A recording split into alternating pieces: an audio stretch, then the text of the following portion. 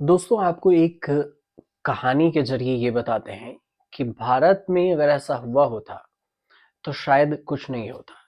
एक नेता नहीं, जितने नेता हैं वो झूठ बोलते हैं।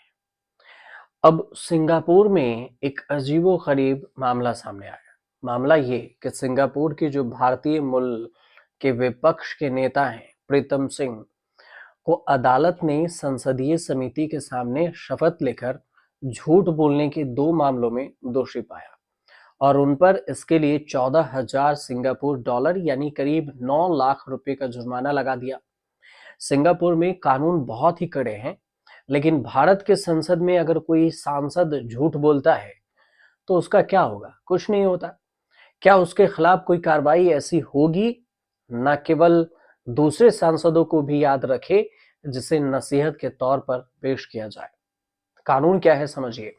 सिंगापुर के जो भारतीय मूल के सांसद जेल से भी बच गए और ज्यादा कड़े जुर्माने से भी। सिंगापुर का संविधान कहता है कि यदि किसी मौजूदा सांसद ने संसद में झूठ बोला, तो यदि उसके कम से कम 1 साल की जेल हो जाती है या कम से कम 10,000 सिंगापुर डॉलर का जुर्माना लगाया जाता है, तो वो अपनी सीट खो देगा। चुनाव लड़ने के लिए अयोग्य भी हो जाएगा। लिहाजा सिंगापुरी सांसद इस कठोर सजा से भी बच गए। कैसे बचे? सिंगापुर की जो चुनाव विभाग है, उसने पुष्टि की कि सिंह पर लगाई गई सजा उन्हें सांसद के रूप में अयोग्य ठहराने की सीमा तक नहीं पहुंचती। अब वह अगला चुनाव भी लड़ सकते हैं। अब इतने सख्त कानून के बावजूद भी बचे कैसे, ये भी समझिए वहां का कानून क्या कहता है।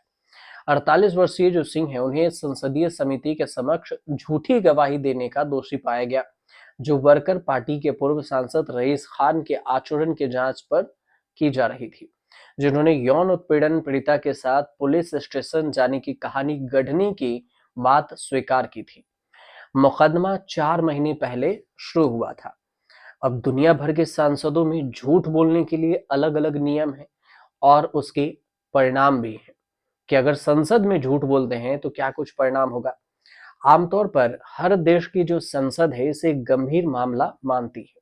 हालांकि भारत समेत कई देशों में संसद के सदस्यों को संसदीय विशेषाधिकार पार्लियामेंट्री प्रिविलेज होता है और इसके तहत कुछ स्वतंत्रता प्राप्त होती है, जिससे वे संसद में बयान देते समय कानूनी कार्रवाई से बच सकते हैं। हालांकि यह विशेषाधिकार झूठ बोलने या अन्य गलत कामों के लिए नहीं होता है। तो सबसे पहले समझ लेते हैं कि भारत में क्या है कानून इस पर। भारत में अगर किसी सांसद ने जानबूझकर झूठ बोला, तो ये साबित हुआ, तो फिर उस संसद से उसे निलंबित किया जा सकता है। यदि मामला गंभीर हुआ तो कार्रवाई भी हो सकती है। हालांकि भारत के 74 सालों के संसदीय इतिहास में अब तक किसी सांसद के खिलाफ ना तो कोई ऐसा मामला सामने आया और ना ही ऐसा कुछ साबित हुआ है और ना कोई सजा हुई है। मतलब साफ शब्दों में कहें तो शायद सांसद ने संसद में झूठ ही नहीं बोला। अब इसकी प्रक्रिया भी समझ लीजिए। अगर किसी सांसद पर यह आरोप लगता है कि उसने संसद में झूठ बोला है, तो पहले उसे संसद के अंदर या बाहर सार्वजनिक रूप से उठाया जाता है और ये आरोप आमतौर पर विपक्ष के सांसद, मीडिया या अन्य संसदीय सदस्य द्वारा लगाया जा सकता है। किसी सांसद के झूठ बोलने का आरोप तब लगाया जाता है जब स्पष्ट रूप से ये दिखता है कि सांसद ने गलत जानकारी दी, चाहे वो सदन के प्रश्नकाल के दौरान हो या किसी अन्य मुद्दे पर हो। तब मामला संसदीय समिति के पास जा सकता है। भारतीय संसद में सांसदों को संसदीय विशेषाधिकार, जिसे पार्लियामेंट्री प्रिविलेज कहते हैं, ये प्राप्त है, जिसका मतलब होता है कि वे संसद में जो बयान देते हैं उनके लिए उन्हें कानूनी तौर पर मुकदमे से सुरक्षा होती है। हालांकि इस विशेषाधिकार का दुरुपयोग करने पर सांसद के खिलाफ अनुशासनात्मक कार्रवाई की जा सकती है। यदि यह साबित हो जाए कि सांसद ने जानबूझकर झूठ बोला है, तो ही ऐसा होगा। संसदीय विशेषाधिकार का उल्लंघन माना जा सकता है। यदि आरोप गंभीर है, तो फिर यह मामला संसदीय समिति के पास भेजा जा सकता है और ये समिति आरोपों की जांच करती है और ये निर्णय लेती है कि क्या आरोप सही है या नहीं। समिति मामले की निष्पक्ष जांच करने के बाद अपनी रिपोर्ट सदन में पेश करती है। फिर सजा माफी से निलंबन तक की बात करें, तो जांच में यह पाया जाता है कि सांसद ने झूठ बोला है, तो संसद के अध्यक्ष जो स्पीकर ऑफ लोकसभा होते हैं या फिर राज्यसभा के सभापति चेयरमैन ऑफ द राज्यसभा इस मामले पर ध्यान देने की उम्मीद की जाती है उनसे, और वे मामले की गंभीरता के आधार पर कार्रवाई कर सकते हैं। इनमें कार्रवाई के रूप में सांसद को निलंबित किया जा सकता है, संसदीय विशेषाधिकार का उल्लंघन करने पर स्पष्टीकरण देने के लिए बुलाया जा सकता है, माफी मांगने की भी बात कही जा सकती है। ये सारी प्रक्रिया भारत में होती है। गंभीर मामलों पर सदस्यता भी जा सकती है।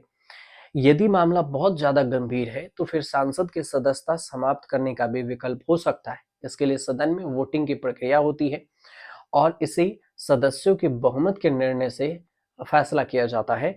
आमतौर पर यह तब होता है जब मामला पूरी तरह से साबित हो जाए। ब्रिटेन में क्या होता है? ब्रिटेन में जो सदस्यता है वो जा सकती है। ब्रिटिश संसद में पर्जरी कहा जाता है, झूठी गवाह अपराध है। यदि कोई सांसद संसद में झूठ बोलता है तो ये गंभीर दंड का कारण बनता है, जैसे कि जुर्माना, कैद और उनकी सदस्यता खत्म हो सकती है। अगर किसी सांसद ने जानबूझकर झूठ बोला है तो उसे साबित किया अगर कर दिया गया तो उसे एक आपराधिक आरोप का सामना भी करना पड़ता है। ब्रिटेन में संसद की कार्रवाई को धोखा देना बेहद ही गंभीर माना जाता है। अमेरिका में भी इसे अपराध माना जाता है। फॉल्स स्टेटमेंट को, झूठे बयान को एक गंभीर अपराध की कैटेगरी में रखा गया है। अगर संसद में झूठ बोला, धोखेधड़ी का हिस्सा हुआ तो फिर पर्जरी के तहत जुर्म के तौर पे इसे मामला लिया जाता है। परिणाम ये होता है कि आपराधिक मामले चलाए जाते हैं और सजा में बदलाव हो सकते हैं। जुर्माना, जेल की सजा भी हो सकती है। ऑस्ट्रेलिया में इस्तीफा देने के लिए भी मजबूर किया जाता है। अगर संसद में कोई सांसद जानबूझकर झूठ बोला तो अनैतिक माना जाता है। हालांकि कोई ठोस आपराधिक सजा नहीं होती है, लेकिन सांसद की प्रतिष्ठा को गंभीर रूप से नुकसान पहुंचा सकता है। उसे इस्तीफा देने के लिए मजबूर किया जा सकता है। कुछ मामलों में झूठ बोलने पर भी चुनावी धोखाधड़ी के आरोप भी लगाए जाते हैं। कनाडा में भी झूठ बोलने के लिए कानूनी कार्रवाई की जा सकती है। पर्जरी, मिसलीडिंग द पार्लियामेंट जैसे अपराधों के लिए सजा दी जाती है। एक आपराधिक मामला बन जाता है और सांसद को जुर्माना, जेल या फिर पद दोनों से हटाया जा सकता है। चीन का रूल अगर समझे तो चीन की जो संसद है, राष्ट्रीय जन कांग्रेस, इसमें यदि कोई झूठ बोलता है तो उसके लिए कानूनी और संसदीय नियमों के तहत कार्रवाई की जा सकती है। चीन में कम्युनिस्ट पार्टी और सरकार की नीतियों के जो प्रति वफादारी है, सत्यनिष्ठा और अत्यधिक महत्व रखता है। झूठ बोलने और जानबूझकर झूठ बोलने में अगर ऐसे पाया जाता है तो पद से हटाया जा सकता है और जवाब भी देना पड़ सकता है। ये सब हमने आपको इसलिए बताया क्योंकि जो भारत के रूल है उसमें सिंगापुर में एक केस आया और उससे भारत और बाकी देशों के भी मिलता जुलता केस आया। फिलहाल आपको जानकारी से लगे तो हमारे चैनल को सब्सक्राइब कीजिएगा, शेयर कीजिएगा और कमेंट कीजिएगा।